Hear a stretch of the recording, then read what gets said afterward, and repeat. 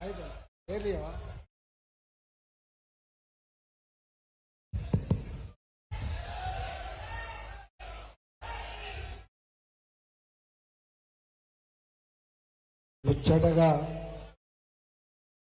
మూడవసారి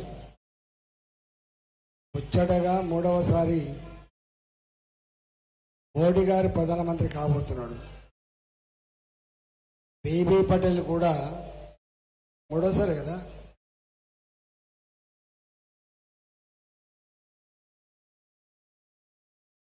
మీ నాయకుడు బీబీ పటేల్ కూడా మూడవసారి ఎంపీ కాబోతున్నాడు.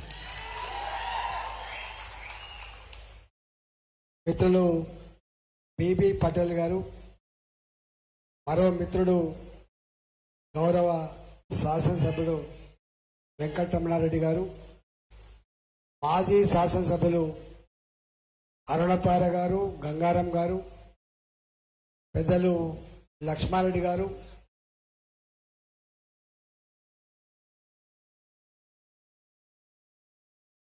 పెద్దల గంగారెడ్డి గారు, పేరు పేరున అందరికీ ఏమనుకోకండి, అందరికీ నమస్కారం. ప్రెస్ మిత్రులతో సహా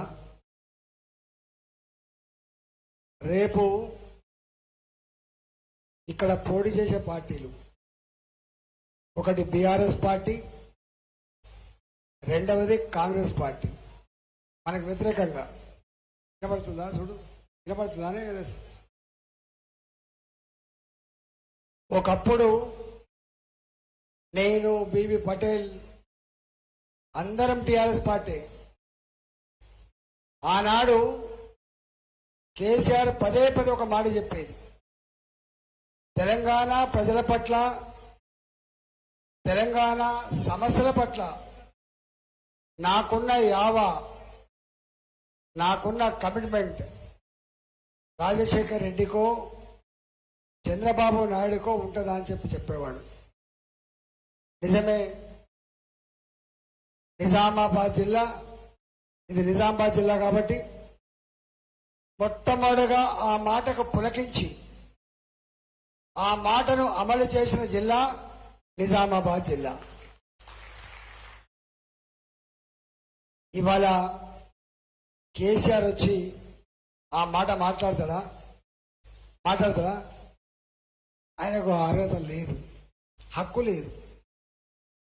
మొట్టమొదలు తెలంగాణ రాష్ట్రాన్ని సాధించనని చెప్పి అధికారం ఇస్తే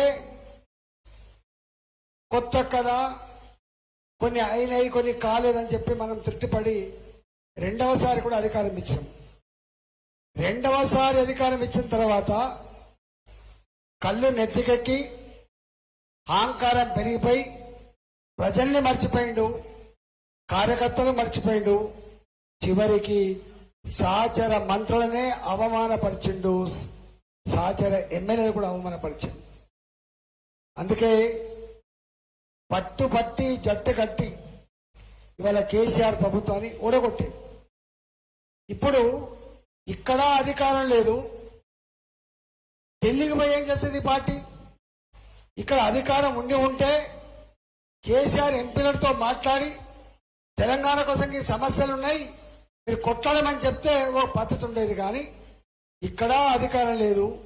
ఇప్పుడు బీఆర్ఎస్ పార్టీకి ఓటేస్తే ఆయన ఎంపీ గెలిస్తే అక్కడ జీరో వాల్యూ. అందుకనే ఈసారి బీఆర్ఎస్ పార్టీకి కారు గుర్తుకు ఓటేస్తే దానికి వాల్యూ లేదు. నిజామాబాద్ లో ఉన్నటువంటి టీఆర్ఎస్ కార్యకర్తలారా, నాయకులారా, ఇవాళ ఇప్పుడున్న పరిస్థితులలో తెలంగాణకు నిజంగా మంచి జరగాలంటే భారతీయ జనతా పార్టీకి ఓటు వేయాలా లేదా ఒకసారి ఆలోచించుకోమని చెప్పి కోరుతున్నాను. రెండవ పార్టీ కాంగ్రెస్ పార్టీ.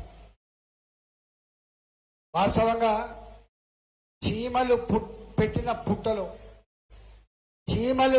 పుట్టలో ఏం జరుగుతాయి? పాములు చేరినట్టు వాస్తవంగా కేసీఆర్ ప్రభుత్వానికి వ్యతిరేక కొట్లాడిన పార్టీ భారతీయ జనతా పార్టీ. కేసులు మన మీద అయినాయి, జైళ్లకు మనం పోయినాం. కానీ రెడీమేడ్గా వచ్చి అబద్ధాల హోరులో అబద్ధపు ప్రచారాలతో గద్దెనెక్కింది మాత్రం కాంగ్రెస్ పార్టీ రేవంత్ రెడ్డి. ఎన్ని మాటలు చెప్పిండే, ఎక్కడికి పో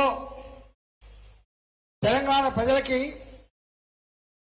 ప్రజలకి రేపే వచ్చానట్టుగా అనేక హామీలు ఇచ్చాడు. నాకు తెలిసి ఈ హామీలు ఇచ్చిన రేవంత్ రెడ్డికి వాటి గురించి ఇప్పుడు గుర్తులేదు. విన్న తెలంగాణ ప్రజలకు కూడా గన్ని హామీలు మనకు గుర్తు లేవు, కానీ కొన్ని మాత్రమే గుర్తు చేసిపోతాం.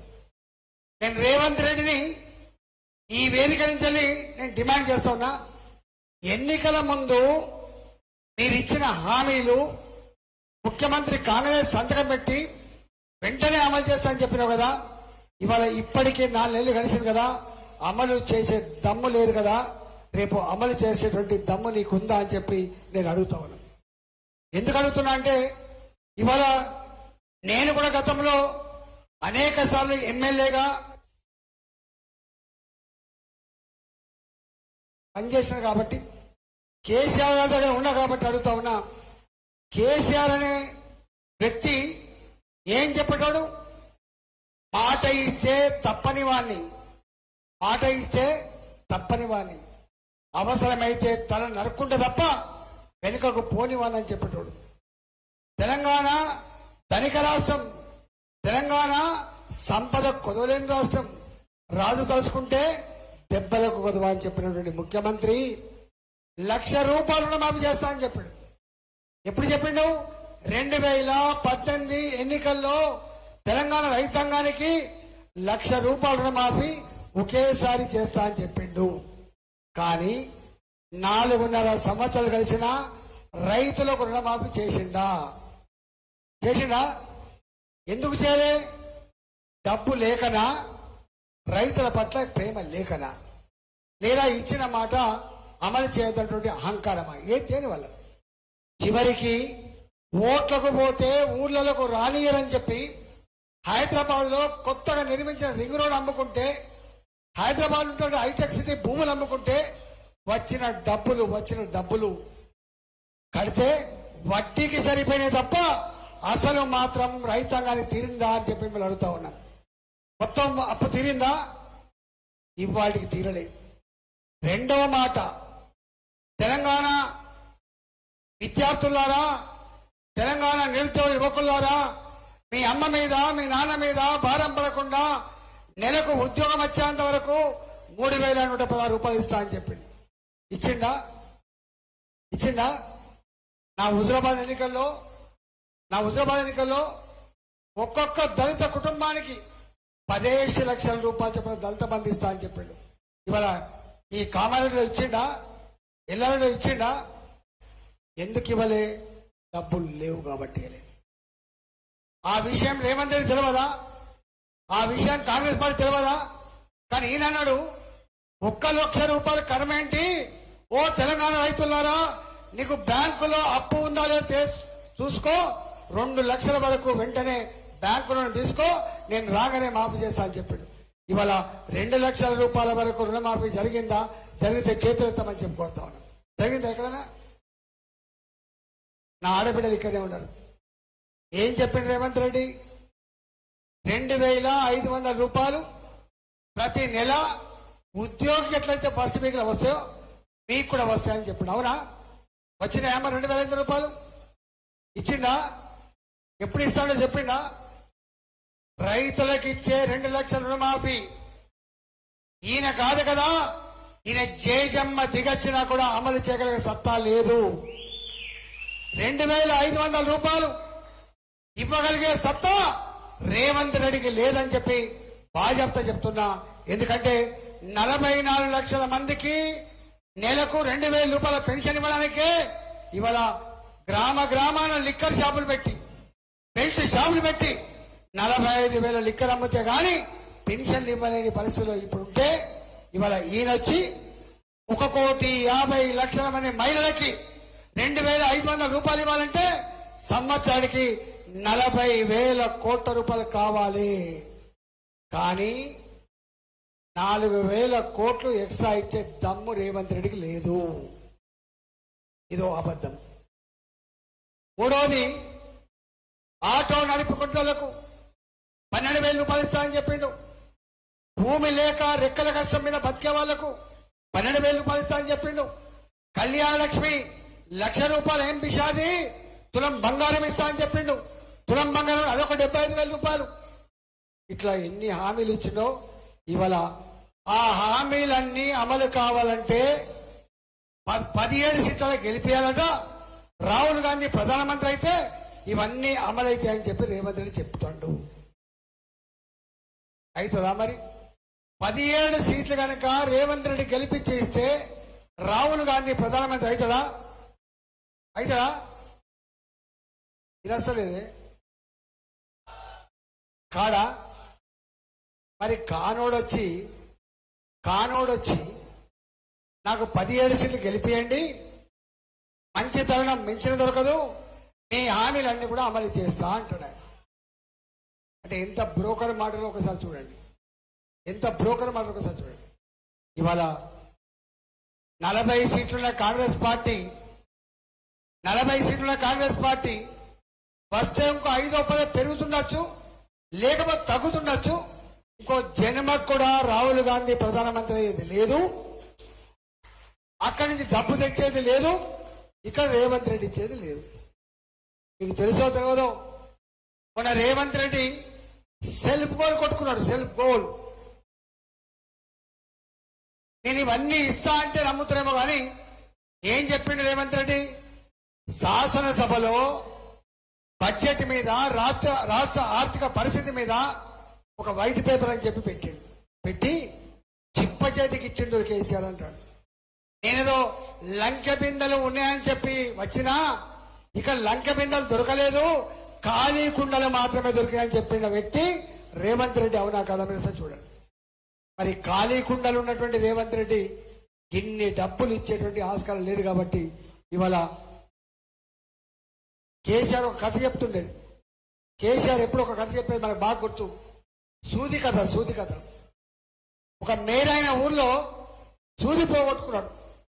సూది పోగొట్టుకుంటే దేవుడా దేవుడా దేవుడా నా సూది నాకు దొరకాలి, 10 కొబ్బరికాయలు కొడతా అని చెప్పి మొక్కుతాడు. ఇంట్లోకెళ్ళి భార్య వచ్చి తిట్టుకుంటూ వచ్చింది. ఏమా పిచ్చోడి వానువేమన్నా, సూది ధర ఏకాన కొత్తలు 6 పైసలు, కానీ కొబ్బరికాయ ధరనేమో 100 రూపాయలు 150 రూపాయలు అవుతుంది. 6 పైసల సూది కోసం 100 రూపాయలు మొక్కుతాం. ఏంటంటే ఆ మేరైన భార్యతో అంట మాట ఏంటంటే, సూది దొరుకుతుంది, ఈ కొబ్బరికాయ కొట్టేది ఉందా ఎగబెడదా అని చెప్పాడు.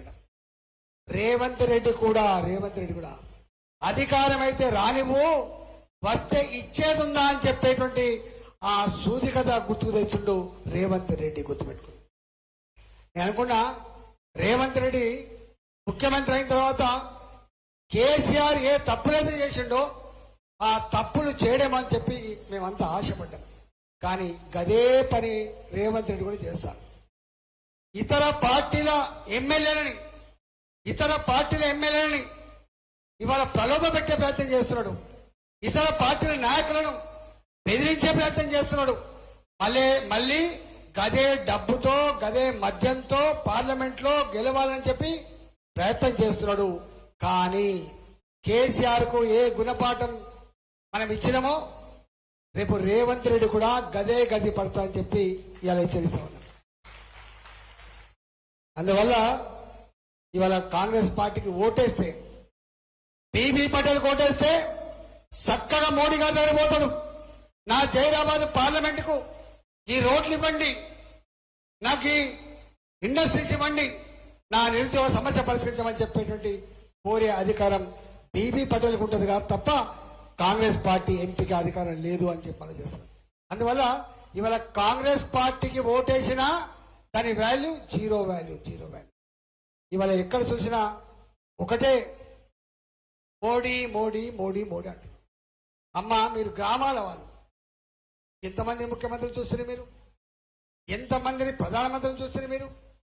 ఎంతమంది ముఖ్యమంత్రులు ప్రధానమంత్రులు వచ్చినా నా గ్రామీణ ప్రాంతాలలో నా ఆడబిడ్డ మొన్నటి వరకు చెంపు పట్టుకొని బయలుపోయిపోయేటువంటి పద్ధతి లేదా అని చెప్పండి.